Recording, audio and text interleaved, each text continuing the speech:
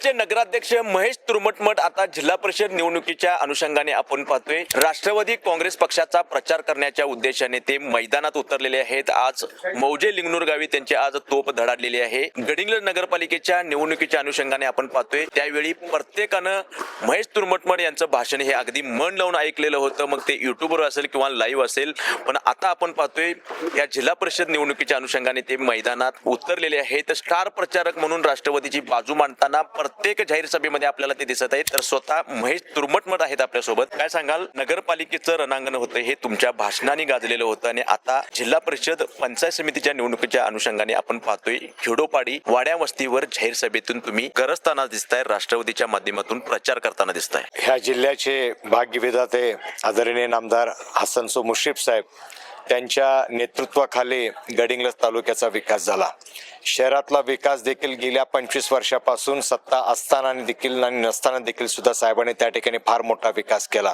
आज जिल्हा परिषदच्या मतदारसंघामध्ये प्रचार सुरू करत असताना आदरणीय शैलजाताई आणि आदरणीय देसाईताई या ठिकाणचे उमेदवार आहेत। मात्र त्यांनी ह्याच्या अगोदर केलेलं काम आणि ह्याच्या अगोदरची झालेली प्रगती जर पाहिली तर खरोखरच लोकांच्या चेहऱ्यावरचा हास्य आणि उत्साह पाहिल्यानंतर त्यांच्या उमेदवारीला कुठल्याही प्रकारची अडचण येणार नाही, ते विक्रमी मताने निवडून येतील एवढं मी या निमित्ताने सांगू शकतो। गडिंग्लजकरांनी तुम्हाला बहुमताने सत्ता दिलेली आहे। काय वाटते जिल्हा परिषद निवडणुकीच्या अनुषंगाने संपूर्ण जिल्हा परिषद मतदारसंघातील जनता राष्ट्रवादीला कशा पद्धतीने सहकार्य करतील, संधी देतील का विकास करण्यासाठी? हे सगळं श्रेय माझे नेते नामदार हसन मुश्रीफ साहेबांना देतो, कारण त्यांनी गेली 25 वर्ष या मतदारसंघात काम केलेलं आहे। 25 वर्षामध्ये केलेल्या कामाची प्रगतीने झालेला विकास जर पाहिला तर आत्मनिर्भर आपण झालेलो आहोत आणि त्याचबरोबर विकसित भारताचं जे स्वप्न आहे ते देखील आपल्याला ह्या ठिकाणी झालेलं पाहायला मिळतं।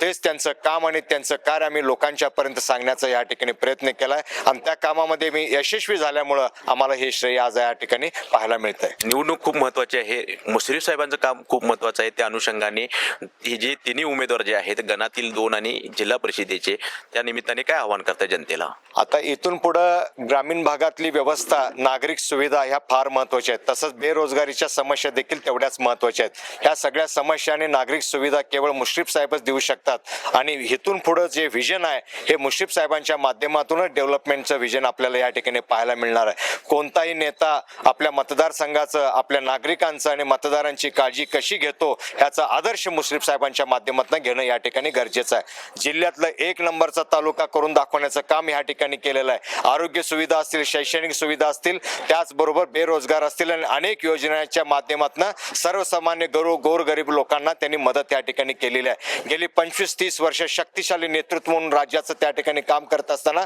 कोणत्याही प्रकारच्या उणीवा आपल्या मतदारसंघात त्यांनी ठेवलेले नाहीत। आता इथून पुढच्या निवडणुका विकास कामाच्या माध्यमातून होणार आहेत। मुश्रीफ साहेबांनी केलेल्या विकास कामाच्या माध्यमातून निवडणुका या इथून पुढे राष्ट्रवादी काँग्रेस पक्षाचे सर्व उमेदवार बहुमतानं जिंकून आलेला आपल्याला या ठिकाणी पाहायला मिळेल।